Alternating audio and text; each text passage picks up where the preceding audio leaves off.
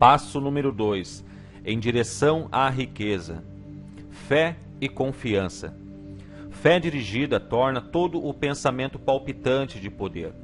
Você pode erguer-se a alturas ilimitadas, impelido pela força ascendente de sua poderosa e nova autoconfiança.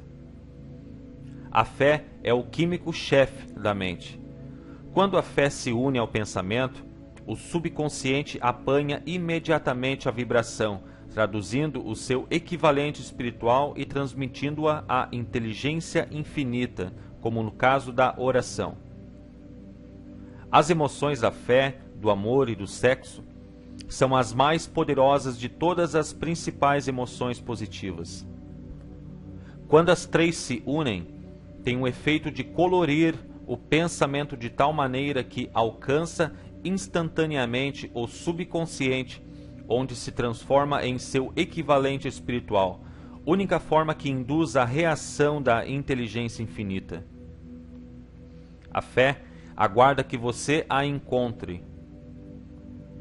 Segue-se agora uma declaração que lhe dará melhor compreensão da importância que o princípio da autossugestão assume na transformação do desejo em seu equivalente físico ou monetário. Como se sabe, a fé é um estado de espírito que pode ser induzido ou criado por afirmações ou instruções repetidas ao subconsciente, através do princípio da autossugestão. Como exemplo, considere o propósito pelo qual você está presumivelmente lendo este livro. O objetivo é, naturalmente, adquirir a capacidade de transformar o intangível impulso do pensamento, do desejo, em seu correlato físico, o dinheiro. Seguindo as instruções dadas no capítulo da autossugestão e nos do subconsciente, resumidos naquele capítulo, você poderá convencer o subconsciente de que acredita que receberá o que deseja. Isso agirá sobre o que você acredita, de modo que o subconsciente o devolverá em forma de fé, seguida de planos definidos para procurar o que deseja. A fé é um estado de espírito que pode ser desenvolvido à vontade, depois de dominados os 13 princípios, pois é um estado de espírito que se desenvolve voluntariamente através da aplicação e uso desses princípios. A repetição da afirmação de ordens ao subconsciente é o único método conhecido de desenvolvimento voluntário da emoção da fé. Talvez o sentido se torne mais claro através da seguinte explicação, quanto à maneira dos homens se tornarem às vezes criminosos. Nas palavras de famosos criminologistas, quando o homem entra em contato pela primeira vez com um crime, tem-lhe horror. Se mantém em contato com um crime por algum tempo, acostuma-se a ele e aguenta-o. Se ficar muito tempo em contato com o crime, acaba abraçando-o e se torna influenciado por ele. Isso equivale a dizer que qualquer impulso do pensamento que se transmite repetidamente ao subconsciente é, afinal, aceito e operado pelo subconsciente, que começa a traduzir o impulso para seu equivalente físico, pelo processo mais prático que pode obter. Ligado a isso, considere novamente a declaração. Todos os pensamentos emocionalizados aos quais se deu o sentimento e misturados à fé começam imediatamente a traduzir-se em seu equivalente físico ou cópia. As emoções ou a parte de sentimento dos pensamentos são os fatores que dão a esses vitalidade, vida e ação. As emoções de fé, amor e sexo, quando misturadas a qualquer impulso de pensamento, dão-lhe ação maior que qualquer dessas emoções por si só. Não apenas impulso de pensamento misturados à fé, mas os misturados com qualquer emoção positiva ou qualquer emoção negativa podem alcançar e influenciar o subconsciente. Não existe o azar. Compreender-se-á dessa declaração que a subconsciente traduzirá para o equivalente físico. os impulsos de pensamento de natureza negativa ou destrutiva, com a mesma prontidão com que agirá sobre os impulsos de natureza positiva ou construtiva. Isso explica o estranho fenômeno que milhões de pessoas experimentam e ao qual se referem como má sorte ou azar. Há milhões de pessoas que se creem condenadas à pobreza ou ao fracasso, por alguma força estranha sobre a qual acreditam não ter controle. São os criadores de sua própria má sorte, por causa dessa crença negativa, que apanha pelo subconsciente e traduzida para seu equivalente físico. Eis um lugar apropriado para sugerir novamente que você pode beneficiar-se transmitindo ao subconsciente qualquer desejo que quiser ver traduzido em seu equivalente físico ou monetário. Num estado de expectativa ou de crença de que a transmutação terá lugar. Sua crença ou fé é o elemento que determina a ação do subconsciente. Nada pode impedi-lo de enganar o subconsciente ao dar-lhe instruções através da autossugestão, como eu enganei o subconsciente de meu filho. Para tornar o engano mais real, haja como se já estivesse de posse da coisa material que está exigindo, ao dirigir-se ao subconsciente. O subconsciente transformará em seu equivalente físico pelos meios mais diretos e práticos existentes qualquer ordem dada com fé ou crença em que essa ordem será executada. Certamente muita coisa já foi dita para dar um ponto de partida do qual, através de experiência e prática, se possa adquirir a capacidade de unir a fé com qualquer ordem dada ao subconsciente. A perfeição advirá pela prática, não pode vir apenas pela leitura de instruções. É essencial que você estimule as emoções positivas como forças dominantes da mente, desanimando e eliminando as emoções negativas. A mente dominará por emoções positivas, torna-se abrigo favorável ao estado mental conhecido por fé. A mente, assim dominada, pode, à vontade, dar instruções ao subconsciente, que serão imediatamente aceitas e seguidas. A fé dá o poder ao pensamento.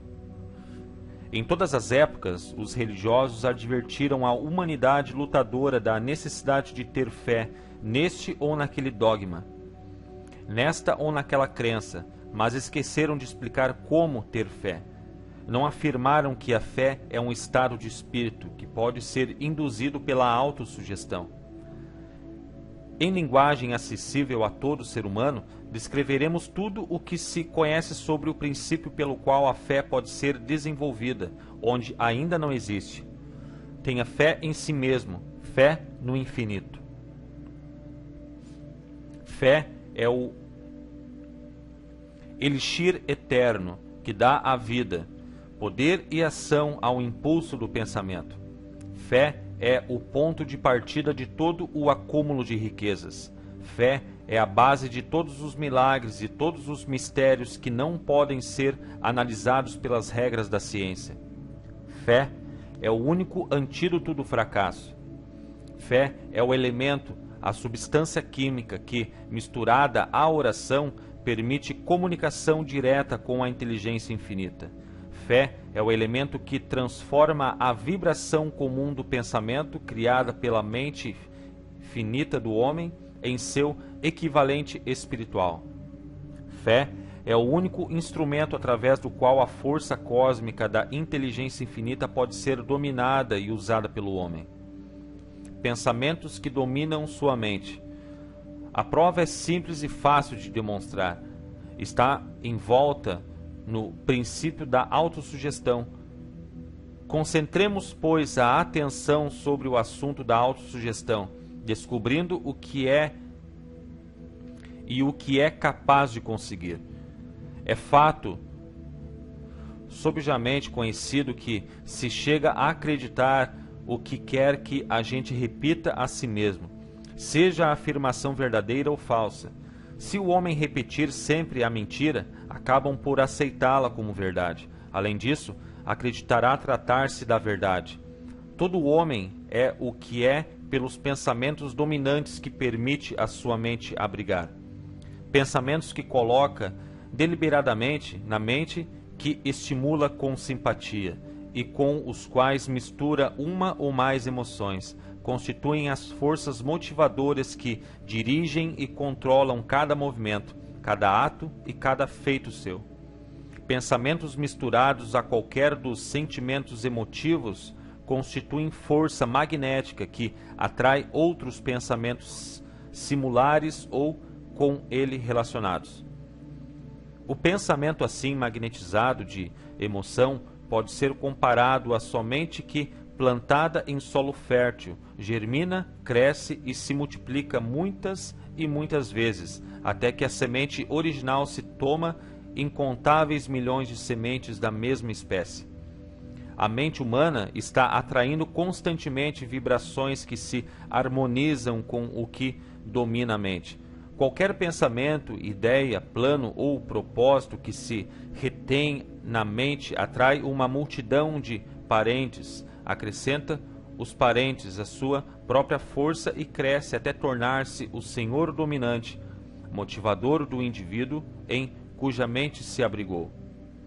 Voltemos agora ao ponto de partida e informemo-nos de como a semente original da ideia, do plano ou propósito pode ser plantada na mente.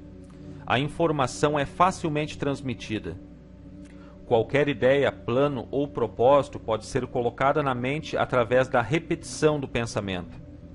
É por isso que você deve redigir a declaração do seu principal propósito ou objetivo mais importante, confiá-lo à memória, repeti-lo em palavras audíveis todos os dias, até que as vibrações do som tenham alcançado o subconsciente. Resolva destruir as influências de qualquer ambiente infeliz e construir sua vida bem ordenada. Fazendo um inventário das qualidades e deficiências mentais, você poderá descobrir que sua maior fraqueza é a falta de autoconfiança. Essa desvantagem pode ser superada, a timidez transformada em coragem, através do auxílio do princípio da autossugestão. A aplicação desse princípio pode ser feita por um simples arranjo dos impulsos positivos de pensamento estabelecidos pela escrita, pela memorização e repetidos até se tornarem parte do equipamento de trabalho da faculdade subconsciente de sua mente. 5 passos para a autoconfiança. Passo 1. Sei que tenho a capacidade de atingir o objetivo do meu propósito definido na vida. Portanto, exijo de mim mesmo uma ação persistente e contínua para sua realização. Aqui e agora prometo empreender tal ação. Passo 2. Compreendo que os pensamentos dominantes de minha mente reproduzir-se-ão futuramente em ação externa, física, transformando-se em realidade física. Portanto, concentrarei meus pensamentos por 30 minutos diários na tarefa de pensar que sou a pessoa que pretendo me tornar, criando, desse modo, uma imagem clara em minha mente. Passo 3. Sei, pelo princípio da autossugestão, que qualquer desejo que eu mantenha com persistência na mente procurará, no futuro, expressar-se através de meios práticos de atingir o objeto existente por detrás desse desejo. Portanto, devotarei 10 minutos diários para exigir de mim mesmo o desenvolvimento da autoconfiança. Passo 4. Já anotei uma descrição clara do meu principal objetivo definido na vida e jamais pararei de tentar, até desenvolver a autoconfiança suficiente para alcançá-lo. Passo 5. Compreendo perfeitamente que nenhuma riqueza ou posição pode durar muito sem ter sido construída sobre verdades e justiça. Portanto, não me envolverei em transação alguma que não beneficie a todos a quem afetar. Terei êxito atraindo para mim as forças que desejo usar e a cooperação de outros. Induzirei outros a servir-me pela minha boa vontade em servi-los. Eliminarei o ódio, a inveja, o egoísmo e o cinismo. cultivando amor pela humanidade, pois sei que uma atitude negativa para com os outros nunca me trará sucesso. Farei com que os outros acreditem em mim, porque eu acredito neles e em mim mesmo. Assinarei essa fórmula, recomendá-la. Ei a memória, repetindo-a uma vez por dia, em voz alta, com fé integral de que influenciará gradualmente meus pensamentos e ações, de modo a tornar-me uma pessoa autoconfiante e bem-sucedida. Por detrás dessa fórmula existe uma lei natural que até hoje ninguém conseguiu explicar. O nome dessa lei tem pouca importância, o que importa a respeito dela é que funciona, para a glória e sucesso da humanidade. Se for usada de maneira construtiva, se porém usada de maneira destrutiva, destruirá com a mesma facilidade. Nessa afirmação está uma verdade muito significativa, ou seja, aqueles que fracassam e terminam a vida na pobreza, infelicidade e desespero, fazem-no por causa da aplicação negativa do princípio da autossugestão. Pode-se encontrar a causa no fato de que todos os impulsos do pensamento têm tendência a refugiar-se em seu equivalente físico. Você pode chegar ao desastre pelo pensamento. O subconsciente não distingue entre impulsos de pensamento construtivos e destrutivos. Trabalha com o material que lhe fornecemos, através dos impulsos de pensamento.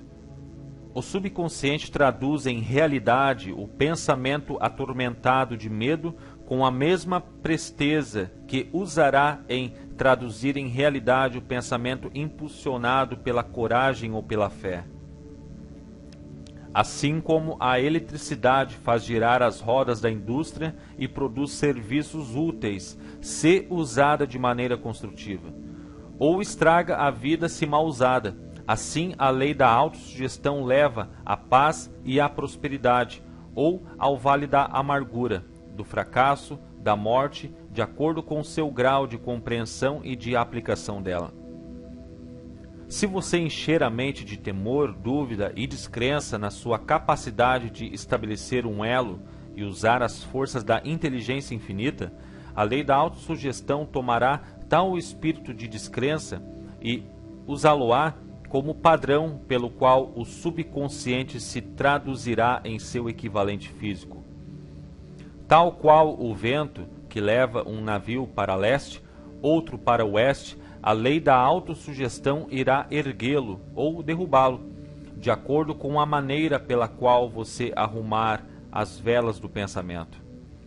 A lei da autossugestão, através da qual qualquer pessoa pode ascender a altitudes de realização que surpreendem a imaginação, está bem descrita nos versos seguintes.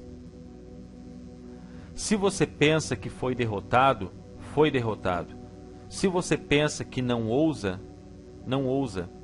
Se você gosta de ganhar, mas pensa que não pode, é quase certo não poder. Se você pensa que perderá, está perdido. Pois, fora do mundo percebemos que o sucesso começa com a vontade de alguém. Tudo está no estado da mente. Se você pensa que foi sobrepujado, foi sobrepujado. É preciso que pense em altos termos para se elevar.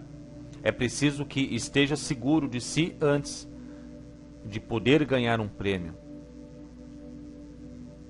As batalhas da vida não são sempre vencidas pelo homem mais forte ou mais veloz. Mas, cedo ou tarde, o homem que vence é o homem que pensa que pode vencer.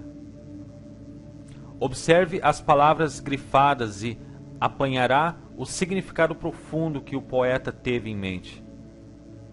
A grande experiência do amor. Em algum lugar de sua estrutura está adormecida a semente da realização que, se desperta e posta em ação, pode levá-lo a alturas que você jamais esperou atingir. Assim como o mestre da música pode fazer com que as mais lindas melodias jorrem das cordas de um violino, Assim, você pode despertar o gênio adormecido em seu cérebro e fazer com que ele conduza para o alto, para qualquer objetivo que possa desejar alcançar. Abraham Lincoln fracassou em tudo o que tentava, até passar da idade de 40 anos. Era um senhor João Ninguém, de não importa o que, até que uma grande experiência lhe chegou à vida, despertou o gênio adormecido em seu coração e cérebro e deu ao mundo um de seus homens realmente grandes. Essa experiência se misturou às emoções da tristeza e do amor. Veio-lhe através de Anne Rutledge, a única mulher que amou de verdade. É fato conhecido que a emoção do amor está muito próxima ao estado de espírito conhecido como fé, pela razão de que o amor chega quase a traduzir os impulsos de pensamento em seu equivalente espiritual. Durante seu trabalho de pesquisa, o autor descobriu na análise do trabalho e das realizações de centenas de homens de destacado valor que houve influência do amor de uma mulher por trás de quase todos eles. Se quiser a prova do poder da fé, estude as realizações de homens e mulheres que o empregaram. Encabeçando a lista está o Nazareno. A base do cristianismo é a fé, embora muitos tenham pervertido ou interpretado erradamente o significado dessa grande força. A súmula é substância dos ensinamentos e realizações de Cristo, que podem ser interpretados como milagres. Foi nada mais, nada menos que a fé. Se existem fenômenos como milagres, eles só são produzidos através do estado de espírito conhecido como fé. Consideremos o poder da fé como o demonstrou um homem muito conhecido na época, o Mahatma Gandhi, da Índia. Nesse homem teve a humanidade um dos mais assombrosos exemplos das possibilidades da fé. Gandhi controlava mais poder potencial que qualquer pessoa viva em sua época, apesar do fato de não ter nenhum dos instrumentos ortodoxos de poder, como dinheiro, navios de guerra, soldados e armamentos. Gandhi não tinha dinheiro, nem lar, nem um terno como roupa, mas teve poder. Como conseguiu esse poder? Criou-o da compreensão que tinha do princípio da fé por sua capacidade de transplantar essa fé nas mentes de 200 milhões de pessoas. Gandhi conseguiu o assombroso feito de influenciar 200 milhões de mentes para unir-se e mover-se em uníssono, como uma única mente. Que outra força na Terra, exceto a fé, poderia conseguir tanto? Você dá antes de ganhar. Por causa da necessidade de fé e cooperação ao operar negócios e indústria, será tanto interessante como útil analisar um acontecimento que fornece uma compreensão excelente do método pelo qual industriais e homens de negócio acumulam grandes fortunas, dando antes de tentar ganhar. O acontecimento escolhido para essa ilustração volta para o ano de 1900, quando se formava a United States Steel Corporation. Ao ler a história, guarde esses fatos fundamentais e entenderá como se converteram ideias em vastas fortunas. Se você é um dos que muitas vezes se perguntaram como foram acumuladas grandes fortunas, a indústria da criação da United States Steel Corporation será esclarecedora.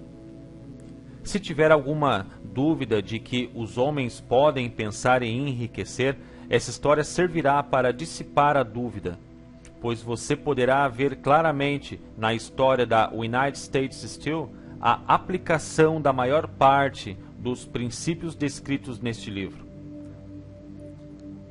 A surpreendente descrição do poder de uma ideia foi dramaticamente contada por John Lowell no New York World Telegram, por cuja cortesia aqui vai reproduzida. Um belo discurso após o jantar por $1 bilhão. Quando, na noite de 12 de dezembro de 1900, uns 80 membros da nobreza financeira da nação se reuniram num salão de banquetes do University Club para prestar homenagem a um jovem vindo do Oeste. Nem metade dos convivas percebeu que seria testemunha de um dos episódios mais significativos da história industrial americana. J. Edward Simmons e Charles Stuart Smith, com os corações cheios de gratidão pela generosa hospitalidade que lhes fora proporcionada por Charles M. Schwab, no decurso de recente visita a Pittsburgh, tinha organizado o jantar para apresentar o Homem do Aço, de 38 anos, à Sociedade Banqueira do Leste. O que não esperavam era que tumultuasse a reunião. Avisaram-no, em verdade, que os corações dentro das camisas engomadas não seriam muito receptivos à oratória. Além disso, se não quisesse aborrecer os Tillmans e Harrimans e Vanderbilts, seria melhor limitar-se a 15 ou 20 minutos de generalidades corteses e parar por ali mesmo. Mesmo John Pierpont Morgan, sentado à direita de Schwab, conforme exigia sua imperial dignidade, só pretendia honrar com sua presença a mesa de banquete por pouco tempo. E quanto à imprensa e ao público, o acontecimento todo era de tão pouca monta que nenhuma menção se fez nos jornais no dia seguinte. Os anfitriões e convidados ilustres banquetearam-se com 7 ou 8 iguarias costumeiras. Houve pouca conversa, e a que houve era discreta. Poucos banqueiros e corretores conheciam Schwab, cuja carreira fluíra às margens do Monongahela e ninguém o conhecia bem. Mas antes que a noite se escoasse, todos, e com ele Morgan, o senhor do dinheiro, foram arrebatados e um bebê de 2 bilhões, a United States Steel Corporation, foi concebido. Talvez seja infelicidade para a história que não se tenha gravado o discurso de Charles Schwab no jantar. É provável, contudo, que se tratasse de um discurso rústico, meio sem gramática, pois as belezas da língua nunca preocuparam Schwab. Cheio de epigramas e intercalado de espírito, mas, a parte disso, teve força e efeito galvânicos sobre a capital, avaliado em 5 bilhões, representado pelos convivas. Depois que terminou e a reunião ainda estava sob seu fascínio, embora Schwab tivesse falado durante 90 minutos, Morgan levou o orador a uma janela retirada, onde, balançando as pernas que pendiam dos assentos altos e desconfortáveis, ficaram conversando por mais 1 hora.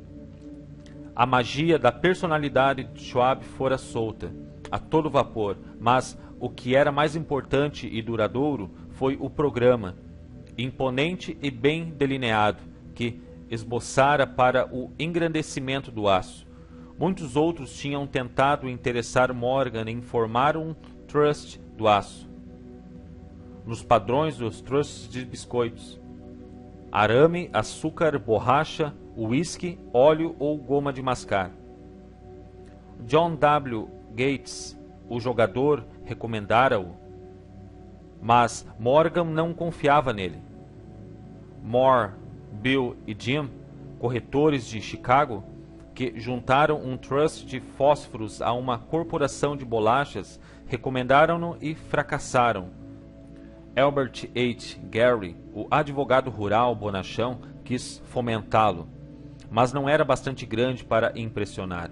Enquanto a eloquência de Schwab não elevou J. P. Morgan aos píncaros onde pôde visualizar os resultados sólidos da empresa financeira mais corajosa jamais concebida, o projeto foi encarado como sonho delirante de doidos por dinheiro fácil.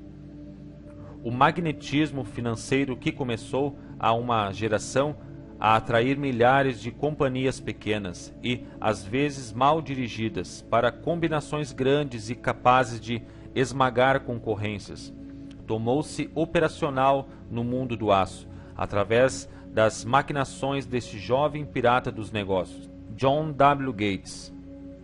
Gates já tinha formado a American Steel and Ride Company, de uma cadeia de pequenas empresas, e, juntamente com Morgan, tinha criado a Federal Steel Company. Entretanto, ao lado do gigantesco trust vertical de Andrew Carnegie, pertencente ao e operado por 53 sócios, as outras combinações eram ninharia. Podiam associar-se à vontade, mas o grupo todo não chegava aos pés da organização Carnegie, e Morgan sabia disso. O excêntrico velho escocês também o sabia. Das magníficas alturas do castelo de Skyball, observava a princípio achando divertido, depois com ressentimento, as tentativas das companhias menores de Morgan atrapalharem seus negócios. Quando as tentativas se tornaram ousadas demais, o gênio de Carnegie manifestou-se pela raiva e vingança. Resolveu duplicar todas as fábricas que seus rivais possuíam. Até então não estivera interessado em arames, canos, argolas ou folhas. Ao contrário, contentava-se em vender a essas companhias o aço bruto de que precisavam e em deixar que o moldassem da forma que quisessem. Agora, tendo Schwab como seu tenente principal e capaz, planejava encostar os inimigos à parede. Foi assim que, no discurso de Charles M. Schwab, Morgan viu a resposta ao problema da sociedade. Um trust seria um pudim de ameixas, como o disse um escritor, sem as ameixas. O discurso de Schwab na noite de 12 de dezembro de 1900 trazia em si a sugestão, embora não a promessa, de que a imensa empresa Carnegie seria trazida para debaixo da tenda de Morgan. Falou no futuro do mundo para o aço, da reorganização para a eficiência, da especialização, da união de fábricas fracassadas e concentração do esforço nas propriedades florescentes, das economias do tráfico de minério, economias nos departamentos superiores e administrativos, da conquista de mercados estrangeiros. Mais ainda, disse aos piratas entre eles, onde se achavam os erros de sua habitual pirataria. O propósito deles, sugeriu ele, fora criar monopólios, elevar preços e dos privilégios extrair gordos dividendos. Schwab condenou o sistema com sua maneira mais veemente. A falta de visão de tal política, disse ele aos ouvintes, estava no fato de que restringia o mercado numa época em que tudo gritava por expansão. Baixando o custo do aço, argumentava ele, criar-se-ia um mercado em constante expansão. Encontrar-se-iam mais utilidades para o aço e boa parte do comércio mundial poderia ser conquistada. Na realidade, embora não o soubesse, Schwab era o apóstolo da moderna produção em massa. Assim terminou o jantar no University Club, Morgan foi para casa para pensar sobre as róseas predições de Schwab. Esse voltou a Pittsburgh para dirigir o comércio do aço de W. Andrew Carnegie, enquanto Gary e os outros voltavam para seus teletipos, para divertir-se antecipando o passo seguinte. Não tardou muito, Morgan levou mais ou menos uma semana para digerir a iguaria de razões que Schwab colocara diante dele. Ao assegurar-se de que não causaria nenhuma indigestão financeira, mandou buscar Schwab e achou-o um tanto reservado. Carnegie disse: Schwab, não iria gostar de saber que seu presidente da companhia de confiança flertara com o imperador de Wall Street. A rua sobre a qual Carnegie resolvera nunca se aventurar, John W. Gates sugeriu então, como intermediário, que se acontecesse de Schwab estar no Hotel Bellevue, em Filadélfia, poderia acontecer de também lá estar J.P. Morgan quando Schwab chegou. Entretanto, Morgan estava inconvenientemente doente em sua casa de Nova York. Diante do convite premente de Morgan, Schwab foi para Nova York, apresentando-se à porta da biblioteca do financista. Certos historiadores de economia professaram a crença de que, do começo ao fim do drama, o palco fora arranjado por Andrew Carnegie. O jantar para Schwab e o Rei do Dinheiro teriam sido planejados pelo astuto escocês. A verdade é, porém, o oposto. Quando Schwab foi chamado para consumar o negócio, não sabia sequer se o pequeno patrão, como chamavam Andrew, iria ao menos ouvir a oferta de vender, especialmente a um grupo de homens aos quais Andrew encarava como pouco dotados de santidade. Mas Schwab levou consigo para a conferência, escritos de próprio punho, 6 páginas de números perfeitamente nítidos que representavam em sua mente o valor físico e a capacidade de ganho de cada uma das companhias que considerava como estrela essencial no novo firmamento do metal. 4 homens ponderaram os números toda a noite. O principal, é claro, era Morgan, firme em sua crença no direito divino do dinheiro. Com ele estava seu aristocrático sócio, Robert Bacon, homem culto e cavalheiro. O terceiro era John W. Gates, que Morgan desprezava como sendo jogador e apenas usava como instrumento. O quarto era Schwab, que conhecia mais sobre os processos de fabricar e vender aço que qualquer grupo de homens vivos na época. Nessa conferência não se discutiram os seus números. Se dissesse que tal companhia valia tanto, então era este seu valor e não mais. Insistia também em incluir na sociedade apenas as empresas que designava. Concebera uma corporação em que não haveria duplicação, nem mesmo para satisfazer a ambição de amigos que queriam descarregar suas companhias nos ombros largos de Morgan. Quando amanheceu, Morgan levantou-se e endireitou as costas. Só ficou uma pergunta. Acha que poderá persuadir Andrew Carnegie a vender? Indagou. Posso tentar, respondeu Schwab. Se conseguir que ele venda, encarregar-me-ei da questão, concluiu Morgan. Até ali tudo bem, mas será que Carnegie iria vender? Quanto iria pedir? Schwab pensou em 320 milhões de dólares. Como exigiria o pagamento? Em forma de ações comuns ou preferenciais? De bônus, em dinheiro? Ninguém poderia levantar sequer 1/3 de $1 bilhão em dinheiro. Houve uma partida de golfe em janeiro nos campos gelados de St. Andrews, em Westchester, com Andrew todo enrolado em suéteres e Charlie conversando animadamente, como de costume, para estimulá-lo. Mas não se pronunciou uma palavra sobre negócios enquanto os dois não se sentaram no calor agradável da casa de Carnegie, próxima dali.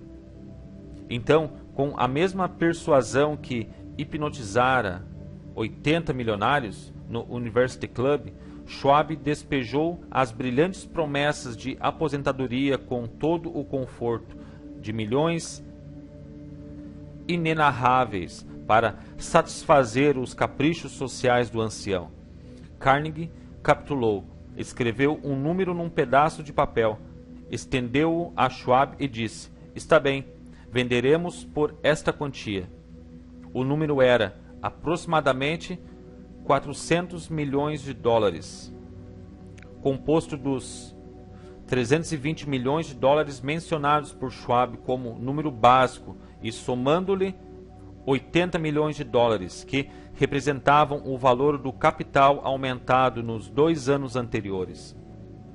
Mais tarde, no convés de um transatlântico, o escocês disse tristemente a Morgan: quisera ter-lhe pedido 100 milhões de dólares a mais. Se os tivesse pedido, teria recebido, assegurou-lhe Morgan alegremente. Houve alvoroço, é claro. Um correspondente britânico telegrafou que o mundo de aço estrangeiro estava chocado pela gigantesca sociedade. O presidente Hadley de Vale declarou que, a não ser que os trusts fossem regulamentados, o país poderia esperar um imperador em Washington nos próximos 25 anos. Mas Keane, o hábil manipulador de ações, começou a trabalhar empurrando as novas ações para o público, com tal vigor que todo o excesso, calculado por alguns em quase 600 milhões de dólares, foi absorvido num relance. Assim, Carnegie teve os seus milhões, a corporação de Morgan teve 62 milhões de dólares por seu trabalho, e os rapazes de Gates a Gary tiveram seus milhões. Schwab, de 38 anos, teve sua recompensa. Foi feito presidente da nova companhia, ficando no poder até 1930. As riquezas começam dentro do homem. A história dramática do grande negócio que você acabou de ler é um exemplo perfeito do método pelo qual o desejo pode ser transformado em seu equivalente físico. Essa organização gigantesca fora criada na mente de um só homem. O plano pelo qual as fábricas de aço davam estabilidade financeira à organização fora criado na mente do mesmo homem. Sua fé, seu desejo, sua imaginação e sua persistência foram os verdadeiros ingredientes que entraram na United States Steel. As fábricas de aço e equipamento mecânico adquiridos pela companhia, depois de assegurada sua existência legal, foram incidentais. Mas uma análise cuidadosa revela o fato de que o valor estimativo das propriedades adquiridas pela companhia aumentou em aproximadamente 600 milhões de dólares pela simples transação que as uniu sob uma única direção. Em outras palavras, a ideia de Charles M. Schwab, mais a fé com que a transmitiu à mente de J.P. Morgan e a dos outros, foi negociada por um lucro de aproximadamente 600 milhões de dólares. Não é uma soma insignificante por uma única ideia? A United States Steel Corporation prosperou e se tornou uma das mais ricas e poderosas companhias da América, empregando milhares de pessoas, desenvolvendo novos usos para o aço, abrindo novos mercados e provando, assim, que os 600 milhões de dólares em lucros que a ideia de Schwab produziu foram merecidos. A riqueza começa em forma de pensamento. A quantidade só é limitada pela pessoa, em cuja mente o pensamento é posto em movimento. A fé remove as limitações. Lembre-se disso. Quando você estiver pronto a negociar com a vida, pelo preço que você exigir, por ter passado por aqui. Pontos a fixar.